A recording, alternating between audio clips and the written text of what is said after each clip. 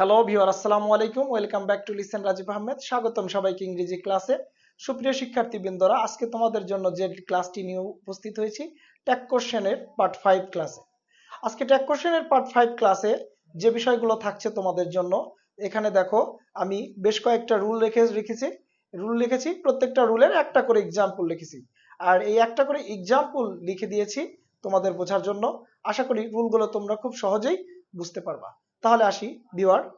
যেমন দেখো, এখানে আমি প্রথমে ট্যাগ কোশ্চেন রুল নম্বর 19 যেটা লিখেছি, এই রুলটা আমার অনেক আগে লেখার দরকার ছিল, কিন্তু মিস্টেকের কারণে এটা আবার পরে লিখেছি। সেটা হচ্ছে, দেখো, প্রথমে ট্যাগ করার সময় কোনো একটা সেন্টেন্সে যদি সাবজেক্ট, এই সাবজেক্টটা যদি থার্ড পারসন প্লুরাল হয়, থার্ড পারসন প্লুরাল হলে তাহলে ট্যাগের সাবজেক্ট সবসময় দে বসে। তাহলে এখানে দেখো আমি কি লিখেছি, boys are playing. Boys are playing শব্দের অর্থ বালকেরা খেলিতেছে। তাহলে এটা দেখো, যেহেতু এটা অক্সিলারি ভার্ব সহ হাবোধক, তাহলে এটার অ্যান্সার হবে প্রথমে অক্সিলারি ভার্ব বসবে। অক্সিলারি ভার্ব বসার পরে সংক্ষেপে নট বসবে। সংক্ষেপে নট বসার পরে এরপরে সাবজেক্ট হবে। তাহলে boys third person plural, third person প্লুরালে ট্যাগের সাবজেক্ট কি বসে? দে বসে। তাহলে আরেন্ট দে। আশা করি রুলটা তোমরা বুঝতে পেরেছো। থার্ড পারসন প্লুরাল হলে ট্যাগের সাবজেক্ট সবসময় দে বসে। এখন আসি রুল নম্বর 20। এই রুল নম্বর 20 দেখো, 20তে যেটা থাকবে, এই 20তে রুলটা হচ্ছে এরকম, ট্যাগ করার সময় কোনো একটা বাক্য, সেই বাক্যে যদি সাবজেক্ট আই থাকে, এই আই এর পরে অক্সিলারি ভার্ব এম থাকে, তাহলে এই ক্ষেত্রে ট্যাগের অ্যান্সারটা হবে aren't plus subject I plus question mark. যেমন তাহলে আই অ্যাম পাংচুয়াল, এই আই অ্যাম পাংচুয়াল এটার অ্যান্সার হবে আই এর পরে অক্সিলারি ভার্ব এম থাকলে আর যদি এটা হাবোধক সেন্টেন্স হয় তাহলে auxiliary verb plus not aren't plus, তাহলে সাবজেক্ট কি হবে? Aren't I. আশা করি রুলটা তোমরা বুঝতে পেরেছো। এখন আসি রুল নম্বর 21। রুল নম্বর 21 এ তোমাদের জন্য যেটা থাকছে সেটা হচ্ছে, দেখো, ট্যাগ করার সময় কোনো একটা সেন্টেন্স বা বাক্য, এই সেন্টেন্সে যদি হ্যাড বেটার থাকে, এই হ্যাড বেটারটা যদি থাকে, হ্যাড বেটার থাকলে এই ক্ষেত্রে ট্যাগের অ্যান্সার হবে হ্যাডেন্ট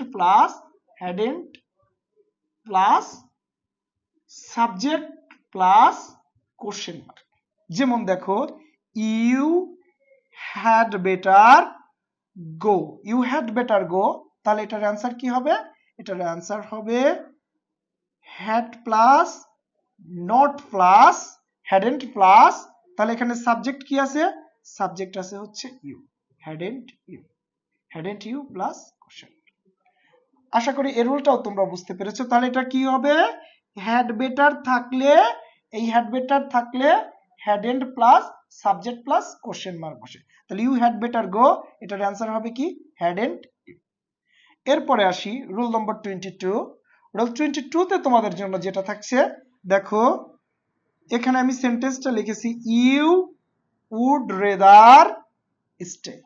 এই উড রেদার স্টে এটার নিয়ম হবে, ট্যাগ করার সময় কোনো একটা সেন্টেন্স বা বাক্যে যদি উড রেদার থাকে, তাহলে উড রেদার থাকলে এটার অ্যান্সার হবে, উড রেদার যেহেতু আছে তাহলে wouldn't plus subject plus question mark. যেমন দেখো, এখানে আমি কি লিখেছি, ইউ উড রেদার স্টে। এই ইউ উড রেদার স্টে যেহেতু আছে, তাহলে এই ক্ষেত্রে এটার অ্যান্সার হবে উডেন্ট প্লাস সাবজেক্ট, তাহলে এটার অ্যান্সার হবে উডেন্ট প্লাস সাবজেক্ট। তাহলে সাবজেক্ট কে? ইউ, তাহলে wouldn't you plus question mark. আশা করি এটাও তোমরা বুঝতে পেরেছো। এখন আসি, দেখো, নেক্সটে আমি যে রুলটা রেখেছি 23। এই 23 এর নিয়মটা হচ্ছে, ট্যাগ করার সময় কোনো সেন্টেন্সে যদি হার্ডলি, যেখানে তোমরা দেখতেছো না হার্ডলি অথবা রেয়ারলি, এটার হবে এই হার্ডলি অথবা রেয়ারলি। হার্ডলি অথবা রেয়ারলি যদি থাকে তাহলে সেন্টেন্সটা সবসময় নেগেটিভ হয়। সেন্টেন্সটা কি হয়, নেগেটিভ হয়। আর এই ক্ষেত্রে ট্যাগের অ্যান্সারটা হবে just auxiliary verb plus subject plus question mark. তাহলে দেখো এখানে হি হার্ডলি কামস হিয়ার লিখেছি আমি, হি হার্ডলি কামস হিয়ার। তাহলে এই ক্ষেত্রে ট্যাগের অ্যান্সারটা কি হবে দেখো, যেহেতু হার্ডলি রেয়ারলি থাকলে সেন্টেন্স বা বাক্যটা তোমার নেগেটিভ হবে, তাহলে ট্যাগের অ্যান্সার হবে কি, অক্সিলারি ভার্ব প্লাস সাবজেক্ট। তাহলে আমরা এখানে অক্সিলারি ভার্ব দেবো। দেখো তো এখানে অক্সিলারি ভার্ব আছে কিনা, না অক্সিলারি ভার্ব নেই। তাহলে কি আছে, ভার্ব আছে। ভার্বের সাথে কি আছে, এস বা ইয়েস আছে। যেহেতু ভার্বের সাথে এস বা ইয়েস আছে, আর এই ক্ষেত্রে সাবজেক্ট হচ্ছে হি, সাবজেক্ট যদি তোমার হি হয় তাহলে বাক্যটা সেন্টেন্সটা তো নেগেটিভ, তাহলে অক্সিলারি ভার্ব সহ, দুঃখিত এখানে সাবজেক্ট আছে থার্ড পারসন সিঙ্গুলার, মূল ভার্ব আছে কামস, কামের সাথে এস বা ইয়েস যুক্ত আছে, তাহলে এখানে কি হবে, ডাজ। আর যেহেতু এটা নেগেটিভ সেন্টেন্স, তাহলে এটা নেগেটিভ সেন্টেন্স, তাহলে এখানে অ্যাফার্মেটিভ হবে, অর্থাৎ auxiliary verb plus subject does, তাহলে সাবজেক্ট কি আছে, হি, ডাজ হি। আশা করি তোমরা রুলটি বুঝতে পেরেছো সুপ্রিয় শিক্ষার্থীবৃন্দরা। এরপরে আমরা পরবর্তী রুলগুলো দেখবো। দেখো এইখানে আরেকটা বারের জন্য বলছি, দেখো তাহলে রুল নম্বর 19 এর রুলে তোমাদের জন্য কি থাকছে, সাবজেক্ট যদি থার্ড পারসন সিঙ্গুলার হয়, দুঃখিত সাবজেক্ট যদি থার্ড পারসন প্লুরাল হয়, তাহলে ট্যাগের সাবজেক্ট কি বসে, দে। আই এরপরে 20 রুলে আই এর পরে যদি অক্সিলারি ভার্ব এম থাকে, তাহলে আরএন্ড প্লাস সাবজেক্ট হয়, তাহলে আরএন্ড প্লাস সাবজেক্ট, সাবজেক্টকে I. You had better go stay 21 রুলে, তাহলে you had better go stay, কোনো বাক্যে হ্যাড বেটার থাকলে হ্যাড এন্ড প্লাস সাবজেক্ট বসে, তাহলে you had better go stay, had and you. এরপরে আসি, ট্যাগ করার সময় কোনো বাক্যে যদি উড রেদার থাকে, এই উড রেদারটা থাকলে উডেন্ট প্লাস সাবজেক্ট বসে, যেমন ইউ উড রেদার স্টে, তাহলে এটার অ্যান্সার কি হয়েছে, উডেন্ট ইউ। এখন আসি, he hardly comes here, hardly অথবা যেখানে আগেই লিখেছি, কোন সেন্টেন্সে যদি হার্ডলি অথবা রিয়ারলি থাকে, তাহলে সবসময় কি বসে, সবসময় সেন্টেন্সটা নেগেটিভ ধরে নিতে হয়। এই ক্ষেত্রে সুপ্রিয় শিক্ষার্থীবৃন্দরা 24-এ আমি লিখেছি, দেখো আরেকটা রুলস 24-এ লিখেছি, দেখো বার্কিং ডগ সিলডম বাইটস। এখন এই বার্কিং ডগ সিলডম বাইটস এটার ট্যাগের অ্যান্সার কি হবে, তার আগে তোমাদের আরেকটা কথা বলে রাখছি, এটা একটু সুন্দর করে খাতায় পারলে একটু নোট করে নাও, নোট করে নিলে তোমাদের জন্য সুবিধা হবে। যেমন ট্যাগ করার সময় কোনো একটা সেন্টেন্সে যদি বার্কিং এখানে আসে সিলডম, হার্ডলি রেয়ারলি এগুলো তো আগেই বলে দিয়েছি, তারপরে মনে করো এখানে আসছে ফিউ, এরপরে আসছে লিটল, এই যে কিছু কিছু word subject plus question mark, তাহলে এখানে কি আছে, বার্কিং ডগ সিলডম বাইটস। এটা হচ্ছে একটা প্রভাব, প্রবাদ বাক্য। আর যেহেতু এটা প্রবাদ বাক্য, এই শব্দের অর্থ হচ্ছে যত গর্জে তত বর্ষে না, যত গর্জে তত বর্ষে না।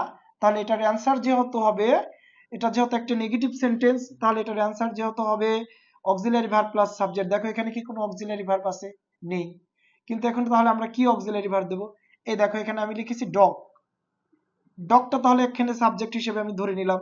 ডগটা যদি এখানে সাবজেক্ট হিসেবে ধরি, তাহলে ডগ কোন পারসন, ডগ হচ্ছে এখানে থার্ড পারসন সিঙ্গুলার, তাই হয়তো subject third person singular, auxiliary verb নেই, তাহলে আমরা কি দেব, ডাজ। এবং ডগ যেহেতু এখানে সাবজেক্ট, তাহলে ডগ সাবজেক্ট, তাহলে ইতর প্রাণী ছোট শিশু জড় পদার্থে সেই রুল নম্বর 6-এ বলেছিলাম, তাহলে ডাজ ওই অনুযায়ী প্রাণীর নাম বোঝালে কি বসে, সাবজেক্ট ইট, ডাজ ইট। আশা করি তোমরা রুল নম্বর 14 বুঝতে পেরেছো। এখন আসি রুল নম্বর 15। রুল নম্বর 15-এ দেখো আমি 3টা এক্সাম্পল দিয়েছি, কেন 3টা এক্সাম্পল দিয়েছি সেটা আমি বলছি। এই নিডটা একটা সেন্টেন্সে কখনো মূল ভার্ব হিসেবে বসে, আবার সেন্টেন্সে কখনো কখনো অক্সিলারি ভার্ব বসে। তো নিড ভার্ব হিসেবে বসবে, সেই ক্ষেত্রে মূল ভার্ব হিসেবে নিড বসলে আমরা ডু নট, ডোন্ট অথবা ডাজেন্ট অথবা ডিডেন্ট দেব। তবে কোন কোন ক্ষেত্রে, যেমন দেখো যদি সাবজেক্টের পর শুধু নিড থাকে, তাহলে সেই ক্ষেত্রে আমরা ডোন্ট ইউজ করতে পারি। তাহলে দেখো শুধু নিড আছে যেহেতু, তাহলে এখানে কি দেব, ডোন্ট দিলাম। আর এখানে সাবজেক্ট কি আছে, আই, তাহলে এখানে কি দিলাম, ডোন্ট আই।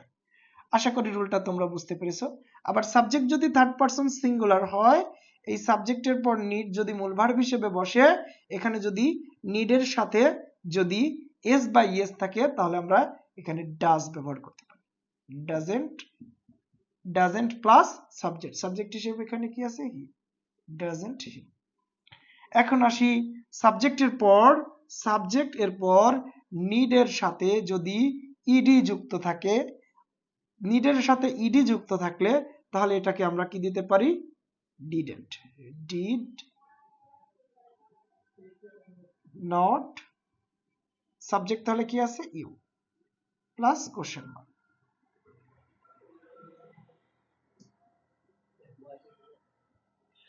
এবারে আসি, দেখো রুল নম্বর 16, এখানে আমি মাত্র একটা এক্সাম্পল দিয়েছি, সেটা হচ্ছে নিডের পরে যদি সাবজেক্টের পরে নিড যদি অক্সিলারি ভার্ব হিসেবে বসে তাহলে এটার অ্যান্সার হবে,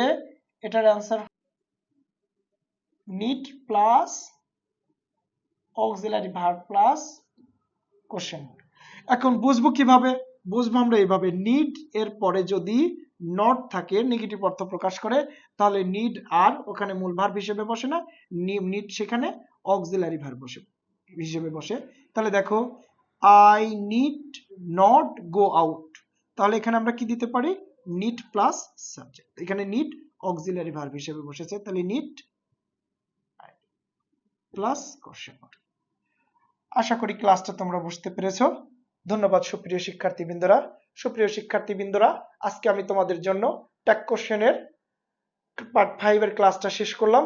আশা করি তোমরা খুব সুন্দরভাবে ক্লাসগুলো বুঝতে পেরেছো। আর প্রত্যেকটা ক্লাস বোঝার জন্য অবশ্যই পার্ট 1 থেকে পার্ট 5 পর্যন্ত তোমাকে ধারাবাহিকভাবে ক্লাস করতে হবে। তো সুপ্রিয় শিক্ষার্থীবৃন্দরা, আমার এই ক্লাস যদি আপনাদের ভালো লেগে থাকে তাহলে অবশ্যই আমাকে লাইক, কমেন্ট এবং আমার এই ক্লাসগুলো শেয়ার করে আমাকে আপনারা বেশি বেশি করে ইন্সপায়ার করবেন। ধন্যবাদ, আল্লাহ হাফেজ।